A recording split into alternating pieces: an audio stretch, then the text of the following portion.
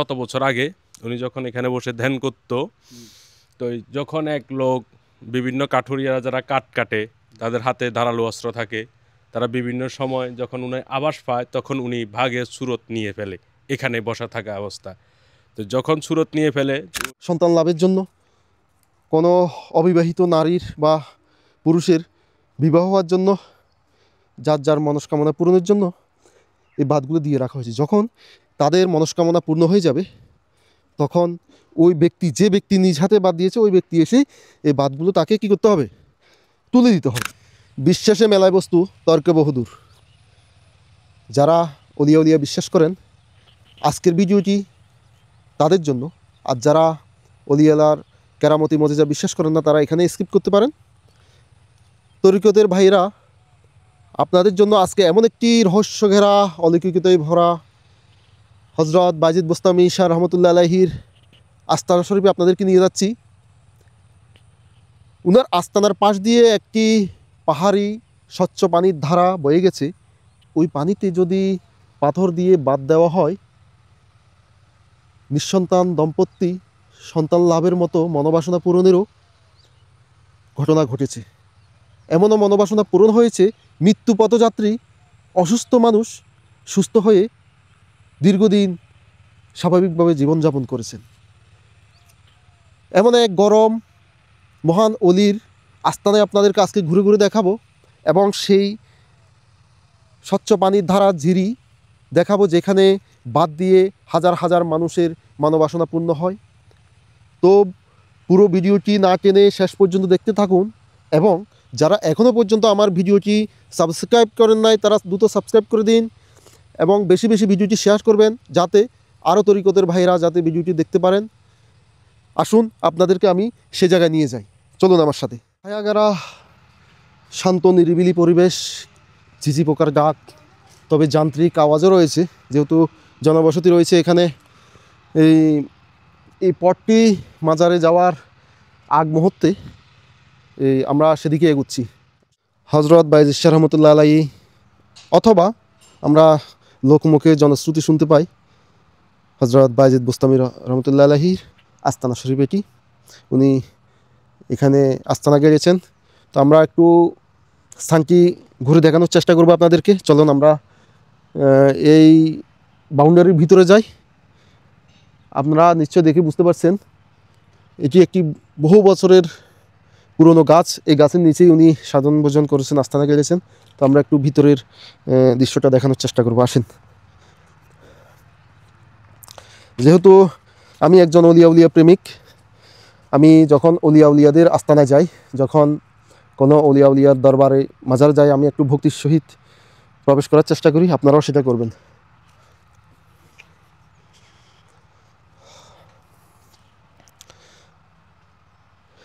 এই হলো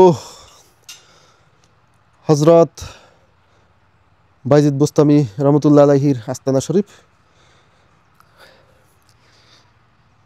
এখানে শত বছর থেকে দাঁড়িয়ে থাকা কালের সাক্ষী এই বৃক্ষের নিচেই উনি অবস্থান নিয়েছিলেন। এখানে কোনো ভক্ত যখন আসেন, এখানে এই মোমবাতি বা আগরবাতি ওনার মনস্কামনা পূরণের জন্য যেসব করা দরকার এখানেই করে থাকেন। এর পাশেই রহস্যকের আরেকটি জায়গা রয়েছে, সেখানেও আপনাদেরকে আমি নিয়ে যাব। তো এটি আগে আপনাদেরকে দেখে নিই। পাশে আরেকটা জিনিস আমরা দেখতে পাচ্ছি, এটি হলো কোনো এক গাছের, গাছের গুড়ি নাকি পাথর, না তো এটা দেখতে গাছের গুড়ি মনে হলেও আসলে মূলত এটি পাথর, বহু বছরের পুরনো, প্রকৃতি থেকে সৃষ্টি। আর এখানে আরেকটি রওজার মতো দেখতে পাচ্ছি, এটা হয়তো কোনো খাদেম বা ওনার কোনো সাহাবীর রওজা হতে পারে। আমরা যখন খাদেম আসবে ওনার থেকে জেনে নেব। তো প্রিয় বন্ধুরা, একটু এদিকে আসো। এই গাছটি বাইরে থেকে না দেখলে বোঝা যায় না কত বিশাল। বাইজিদ শাহ রহমতুল্লাহ আলাইহির যে আস্তানা শরীফে একটি বিষয় আপনাদেরকে দেখাবো। এই যে গাছের গুড়ি আমরা দেখতে পাচ্ছি, হাজার বছর ধরে এখানে এই গাছটি কালের সাক্ষী হয়ে দাঁড়িয়ে রয়েছে। এই গাছের নিচে এটি কি আসলে গাছের শিকড় না পাথর, এটা আমি বুঝতে পারছি না। এখানে একজন ভাই রয়েছেন, আমি ওনার সাথে কথা বলবো। আসসালামু আলাইকুম। আসসালাম। জয় গুরু। হ্যাঁ, আচ্ছা, আপনি এই পাথর সম্বন্ধে আমাকে একটু বলতে পারবেন যে আসলে এই পাথর না এটি গাছের শিকড়? আর এখানে আমরা একটি কাটা দাগ দেখতে পাচ্ছি। এই কাটা দাগটিই বা কিসের? একটু আমাদেরকে যদি একটু বর্ণনা করে বুঝাতেন। আমি লোকমুখে শোনা বা এখানে যারা বক্তারা বা বিভিন্ন লোক মানত করে আসে বা বিভিন্ন গল্প থেকে বা উনার আশেপাশে যারা ছিল তাদের থেকে যতটুকু আমরা জানি বা শুনছি, উনি দেহ রাখার পরেও অনেক সময় এই গাছের নিচে ধ্যানস্থ থাকতেন বা ধ্যান করতেন। তো তখন সব জায়গায় জঙ্গলের মতো ছিল, এত জনবসতি ছিল না, প্রচুর জঙ্গল ছিল পাহাড়ের অনেক শত বছর আগে। উনি যখন এখানে বসে ধ্যান করতো, তো যখন এক লোক বিভিন্ন কাঠুরিয়ারা যারা কাঠ কাটে তাদের হাতে ধারালো অস্ত্র থাকে, তারা বিভিন্ন সময় যখন উনি আবাস পায় তখন উনি ভাগে সুরত নিয়ে ফেলে এখানে বসা থাকা অবস্থা। তো যখন সুরত নিয়ে ফেলে তো ওই ওই কাঠুরিয়া যখন বাঘ মনে করে উনাকে আঘাত করে কুড়াল দিয়ে, তখন সঙ্গে সঙ্গে এটা পাথরে রূপান্তরিত হয়ে যায়। ওই কাটা দাগটা আর ওই প্রমাণটা এখনও আমাদের মাঝে এভাবে রয়ে গেছে। আচ্ছা, ধন্যবাদ। আপনি যেটা বুঝাতে চাচ্ছেন আমি সেই বিষয়টা একটু এক্সপ্লেন করে দিই। উনি বলতে চাচ্ছেন হজরত বাইজিদ শাহ রহমতুল্লাহ আলাহি অথবা হজরত বাইজিদ বোস্তামি, আমরা যেই নামেই ডাকি না কেন, বহু বছর আগের কথা। এই পাহাড়ের জঙ্গলে তখন জনবসতি ছিল না। আসলে উনার অ্যাকুরেট নাম কি সেটা আমরা সেই তথ্যটা আপনাদেরকে বরাবর দিতে পারছি না। আমরা জনশ্রুতি বিভিন্ন জন থেকে জেনে শুনে যেটা পাচ্ছি ওটাই আমরা বলবো। এই ভাই যেটা বললেন, হজরত বাইজিদ শাহ রহমতুল্লাহ আলাহি এখানে বসে ধ্যান করছিলেন। এখানে ধ্যান করতে করতে একজন কাঠুরিয়া এই পাহাড় থেকে কাঠ কেটে এখান দিয়ে নামার সময় ওনাকে দেখে ফেলে। যখন দেখে যায় তখন ওই কাঠুরিয়াকে উনি বুঝতে পেরে উনি বাঘের সুরত ধরে ফেলে।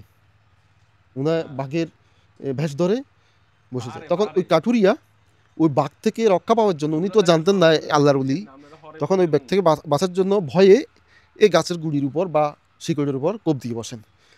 এই কোপের দাগ হলো সেই দাগটি এই ভাই আমাকে যেটা বললেন এখন, এবং কি এইটি গাছের শিকড়। বর্তমানে এটি পাথরের রূপান্তর হয়ে গেছে। এটি পাথর, জলজ্যান্ত পাথর। এটা যদি এখনও কেউ যদি পরীক্ষা করতে চান, এটি পাথর আর এটি হচ্ছে গাছ, সেই গাছ। প্রিয় বন্ধুরা, এই আস্তানা শরীফটি আপনাদেরকে দেখালাম। আপনাদেরকে প্রথমেই কথা দিয়েছিলাম এটি শুধু একটি অলির আস্তানা নয়, এখানে রহস্য রয়েছে। প্রতিটি পরতে পরতে রহস্য ঘেরা, অলৌকিকতায় ভরা, মোজেজা কেরামতিতে ভরা। আমি প্রথমেই বলেছি নিঃসন্তান দম্পতি সন্তান পেয়েছে, এমন রেকর্ড রয়েছে এখানে। অনেক অসুস্থ মানুষ সুস্থ হয়েছে, এবং কি অনেকের নানান রকম কঠিন কঠিন মনোবাসনা পূর্ণ হয়েছে এই অলির মোজেজার মাধ্যমে।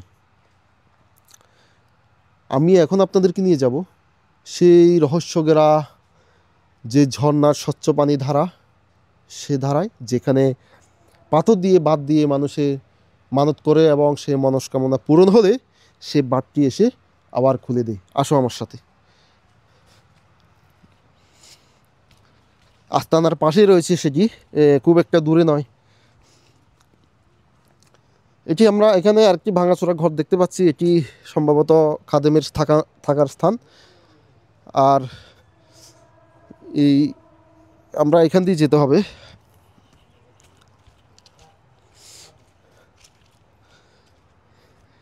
এই সেই পাহাড়ি খাল। এখানে প্রিয় বন্ধুরা, আপনাদেরকে কথা দিয়েছিলাম সেই রহস্যময় স্থানে আল্লাহর অলির এই যে এখানে আস্তানা শরীফ খুব অদূরেই দেখতে পাচ্ছেন। আপনাদেরকে যেটি মূল দেখানোর জন্য এখানে নিয়ে আসছি। আমি যেখানে দাঁড়িয়েছি এটা হলো পাহাড়ি ঝর্ণার একটি ঝিরি, স্বচ্ছ ধারা। এই হলো সেই পাহাড়ি ঝর্ণা থেকে নেমে আসা স্বচ্ছ পানির ধারা। এখানে আপনারা দেখতে পাচ্ছেন এই যে পাথর দিয়ে বাঁধ দেওয়া হয়েছে, এই যে এগুলো বাঁধ, এই যে অসংখ্য বাঁধ, এখানে অসংখ্য বাঁধ, এদিকে যত যাবেন আরও বাঁধ আছে। এই বাঁধগুলো কারো অসুস্থতা সুস্থ হওয়ার জন্য, কোনো নিঃসন্তান দম্পতির সন্তান লাভের জন্য, কোনো অবিবাহিত নারীর বা পুরুষের বিবাহ হওয়ার জন্য, যার যার মনস্কামনা পূরণের জন্য এই বাঁধগুলো দিয়ে রাখা হয়েছে। যখন তাদের মনস্কামনা পূর্ণ হয়ে যাবে তখন ওই ব্যক্তি, যে ব্যক্তি নিজ হাতে বাঁধ দিয়েছে, ওই ব্যক্তি এসে এই বাঁধগুলো তাকে কী করতে হবে, তুলে দিতে হবে বা এখান থেকে ছুটিয়ে দিতে হবে। এই হলো সেই রহস্যকেরা স্থান। প্রিয় বন্ধুরা, এতক্ষণ আপনাদেরকে দেখালাম একজন মহান আল্লাহর ওলির দরবার, রওজা, এবং রহস্যকেরা সেই পাহাড়ি ঝর্ণা থেকে নেমে আসা স্বচ্ছ পানির ধারা, যেখানে বাদ দিলে মানুষের মনোবাসনা পূর্ণ হয়। সেই রহস্যকেরা অলৌকিকতায় ঘরা আল্লাহর ওলির আস্তানা থেকে আমি আরিফ আজকের মতো এখানে বিদায় নিচ্ছি। দেখা হবে নতুন কোনো স্থানে, নতুন কোনো উলিয়ার দরবারে। ততক্ষণ পর্যন্ত সবাই ভালো থাকবেন, সুস্থ থাকবেন। ধন্যবাদ সবাইকে।